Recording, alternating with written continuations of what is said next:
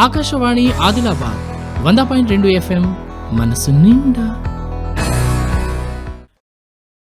ఈరోజు మన పురాణాలలో, కావ్యాలలో, శతకాలలో, సామెతల్లో చాలా చోట్ల బంగారం ప్రసక్తి ఉన్నది కాబట్టి అటువంటి ప్రసక్తి ఎట్లా ఉన్నది అనేది ఈరోజు మాట్లాడుకుందాం.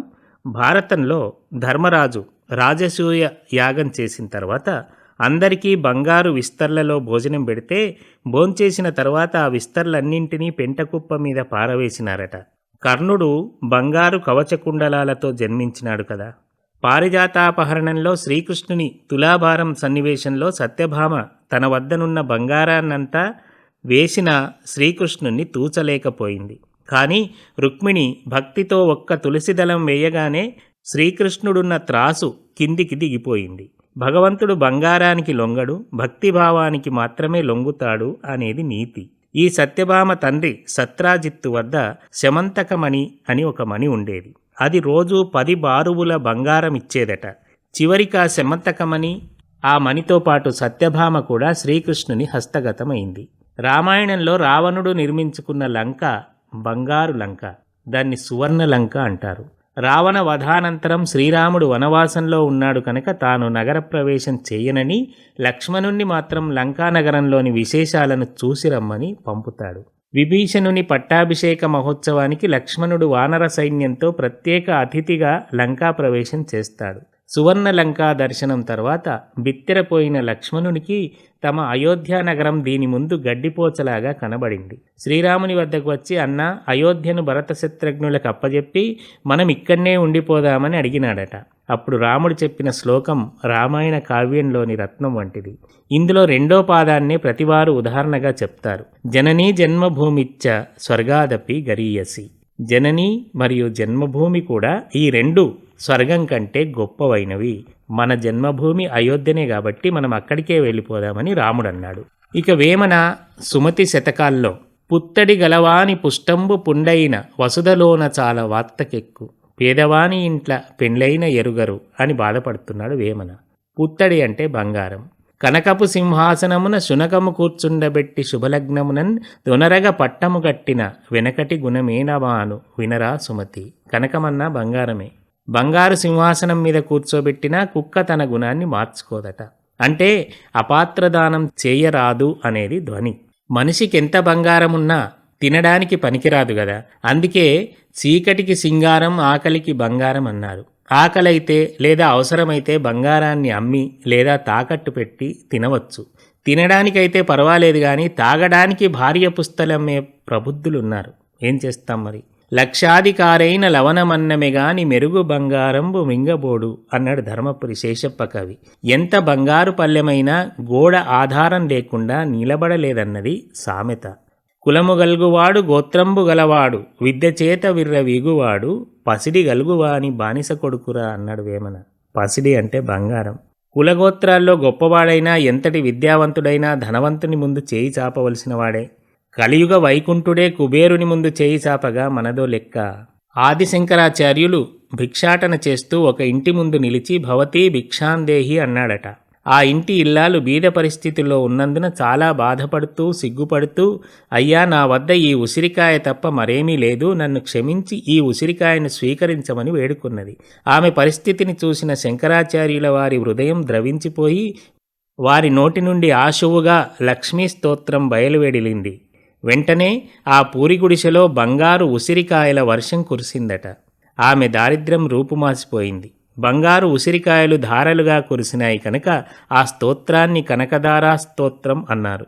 ధనవంతుడెప్పుడూ పిసినారివాడే ఉంటాడు. అంత ధనమున్నా ఎవరికీ దానం చెయ్యడానికి చేతులు రావు. అట్లా ఉన్నందువల్లనే జమ చేయగలిగినాడేమో. కూర్చొని తింటే పర్వతాలైనా కరిగిపోతాయి గదా. ఉదదిలోని నీళ్లు ఉప్పులుగా చేసే పసిడి గల్గువా అని పిసిని చేసే బ్రహ్మదేవు చేత పాడైన చేతరా అన్నాడు వేమన. సముద్రం నిండా అపార జలరాశి ఉన్నా అవి ఉప్పు నీళ్లు పనికిరావు. పసిడి గలవాడు అంటే బంగారం ఉన్నవాడు పిసినిగొట్టు. ఎంత చక్కని మాట. అందుకే ధనమును దానం చేయడమే ఉత్తమమని వేమన వాదం. ధనము గూడబెట్టి ధర్మంబు చేయక తాను దినక లెస్స దాచుగాక తేనెటీగ గూర్చి తెరవరికీయదా అన్నాడు. ధనాన్ని దాచబెట్టుకుంటే అది ఎవరికో చెందుతుంది, మనకు దొరకదు. అట్లాంటిదే సుమతి ఏమంటున్నాడంటే, చీమలు పెట్టిన పుట్టలు పాములకిరవైన ఎట్లు పామరుడు తగన్ హేమంబు కూడబెట్టిన భూమీచుల పాలుజేరు భువిలో సుమతి. హేమం అంటే బంగారం. హేమమాళిని అంటే సినిమా యాక్టర్ కాదు, లక్ష్మీదేవి. బంగారు మాలలు ధరించేది అని బహువ్రీహి సమాసం. లక్ష్మీ సహస్రనామాల్లో హేమమాళిని ఒకటి. భగవాన్ సత్యసాయిబాబా భక్తులను బంగారు అని పిలిచేవారు. ఈనాడు ప్రతి తల్లిదండ్రులు తమ పిల్లలను బంగారు తల్లి అంటున్నారు. పిల్లలు బంగారు కలలు కంటున్నారు. బంగారు కలలు అనే సినిమా ఉంది, పాట కూడా ఉన్నది. బంగారము వంటి కోమటి సంగీతము వలన బేరసారములుడిగన్ అనేది ఒక పద్యపాద శకలం. కోమటి అంటే గుర్తుకొస్తుంది. కోమట్ల వద్ద చాలా బంగారం ఉంటుంది. అందుకే కోమటిని పేద అనరాదు, ఆవుని సాధు అనరాదు అనేది సామెత. కోమట్లంటే వైశ్యులు. వారే వర్తక వాణిజ్యాలు చేసేవారు కనుక స్వతహాగా ధనవంతులు. ధనాన్ని ఇనప్పెట్టెలో బంధించేవాళ్ళన్నమాట. అదిగాక లక్ష్మీదేవి వారింట్లోనే ఉండడానికి ఇష్టపడుతుందట. అయితే కోమట్లో బంగారం కంసాలి దుకాణానికి వెళ్ళదు. తల్లి నుండి బిడ్డకు, అత్త నుండి కోడలకు వారసత్వంగా బంగారం వస్తుంది, కానీ ఆ బంగారాన్ని కరిగించి కొత్త నగలు చేయించుకోరు. ఇప్పుడు ఆ పరిస్థితి కొంత మారుతుందనుకోండి. పూర్వం మన వారి వద్ద చాలా బంగారం ఉండేది, కానీ దాన్ని దాచుకోవడానికి ఎటువంటి బ్యాంకులు లేనందువల్ల చిన్న చిన్న గురుగుల్లో దాచి ఆ గురిగిని గూట్లో పెట్టి మట్టితో మూసేసి సున్నం వేసేవారు. అక్కడ బంగారం ఉన్న సంగతి పెట్టిన వాళ్లకు, కుటుంబంలోని ముఖ్యమైన వాళ్లకు మాత్రమే తెలిసి ఉండేది. వారెవరికీ చెప్పకుండా స్వర్గానికి వెళ్ళిపోతే ఆ బంగారం అట్లాగే ఉండిపోయేది. ఇంకా అధికంగా బంగారం ఉంటే ఆండాలలో నింపి, బిందెల్లో నింపి భూమిలో దాచేవాళ్ళు. వాటిని లంక బిందెలు అనేవాళ్ళు. వాటిని ఎప్పుడో ఎవరో దాస్తే ఎవరికో దొరికేవి. వాటి మీద పాములుంటాయని, వాటిని తెరవడం కష్టసాధ్యమని, ఒక్కోసారి ప్రాణహాని తప్పదని మనవారి నమ్మకం. ఆ మధ్య కేరళలోని అనంత పద్మనాభస్వామి వారి బంగారానికి నాగబంధం ఉన్నదని వార్తల్లో చూసినాం కదా, అదే ఇది. అన్నట్లు కవులు స్త్రీలను బంగారు బొమ్మలతో పోలుస్తారు. కుందనపు బొమ్మ, అపరంజి బొమ్మ అని స్త్రీలకు బంగారం పేర్లుంటాయి. సువర్ణ, సువర్ణ సుందరి, స్వర్ణ, స్వర్ణలత, హేమ, హేమలత, బంగారమ్మ, బంగారక్క ఇట్లాంటి పేర్లుంటాయి. లత అంటే తీగ, స్వర్ణలత అంటే బంగారు తీగ. అన్నట్లు బంగారాన్ని ఎంత సన్నని తీగనైనా తీయవచ్చు. ఇవి బంగారు ముచ్చట్లు. బంగారం గురించి మాట్లాడే మాటల్లో మనిషి వేసుకునే ఆభరణాల గురించి మాట్లాడుకుందాం. ఎంత బీదవాడైనా తన కూతురు పెళ్లికి మట్టెలు, మంగళసూత్రాలు, ఒక వంకీ ఉంగరం తప్పకుండా చేయిస్తాడు. ఆ ఉంగరం పెళ్లి సంబంధం ఖాయమైందన్న సూచనగా చేయిస్తారు కనుక అది ప్రధానమైన ఉంగరం. అదే వ్యవహారంలో పతాన పుంగురం అయిపోయింది. ఈనాడు పెళ్లిళ్ళు ఆడపిల్ల ఇంట్లో జరుగుతున్నాయి, పొరపాటు ఫంక్షన్ హాళ్లలో జరుగుతున్నాయి. కానీ ఆనాడు మగ పెళ్లి వారింట్లోనే జరిగేవి. ఒకరోజు ముందు అత్తవారింటి నుండి పెళ్లివారు వచ్చి వధువుకు బంగారం తొడిగి పట్టు వస్త్రాలు కట్టబెట్టి తీసుకొని వెళ్ళేవారు. దాన్ని పైడి ముడుపు అనేవాళ్ళు. పైడి అంటే బంగారం. ఎంత చక్కని మాట. పైడి కంటే అని ఒక పక్షి కూడా ఉన్నదనుకోండి, అది వేరు. పైడి కంటే అంటే బంగారు కంటే అని స్త్రీల ఆభరణం కూడా. కంటే అంటే కంఠం చుట్టూ ఉండే బంగారు కడ్డీ వంటి ఆభరణం. అటువంటిదే తీగ అని కూడా ఇంకొకటి ఉంటుంది. ఇది వెడల్పుగా ఉంటుంది. ఇంకా నాను అని ఒక గొలుసు ఉంటుంది. ఇది సాధారణంగా 2-3 తులాలది ఉంటుంది. ఈ గొలుసు కూడా కంఠం చుట్టే ఉంటుంది, కానీ మధ్యలో రాళ్లతో తయారైన ఒక పతకం దగదగలాడుతూ ఉండి దానికి ముత్యాలు వేలాడుతూ ఉంటాయి. ఇటువంటి గొలుసులే 2-3 వరుసల్లో ఉంటే అది చంద్రహారం అవుతుంది. అదే వెడల్పుగా ఉంటే వసంతహారం అవుతుంది. ఆదిలాబాద్ మహారాష్ట్రకు దగ్గరగా ఉంటుంది గనక ఇక్కడి ఆభరణాలు అక్కడి వాళ్ళు, అక్కడి ఆభరణాలు ఇక్కడి వాళ్ళు వేసుకుంటూ ఉంటారు. భాషాంతరీకరణ జరిగినప్పుడు ఒక్కొక్క మాట హాస్యరసాన్ని పూయిస్తుంది. ఇంతవరకు చెప్పుకున్న చంద్రహారాన్ని మరాఠీ వాళ్ళు చెప్లా కంఠీ అంటారు. చెప్లా అంటే వెడల్పుగా ఉండే, కంఠీ అంటే కంఠహారం. మరాఠీ వచ్చిన తెలుగువాళ్ళు లేదా తెలుగు వచ్చిన మరాఠీ వాళ్ళు దాన్ని చెప్లాహారం అంటారు. అది చెప్పుల హారంలాగా వినిపించి నవ్వు తెప్పిస్తుంది. మరాఠీ వాళ్ళు పెద్ద పెద్ద గుండ్లతో వేసుకునే హారాన్ని ఏక్దాని అంటారు. కొంచెం చిన్న చిన్న బంగారు గుండ్లు ఉండి 2 వరుసలతో ఉండే హారాన్ని దోందాని అంటారు.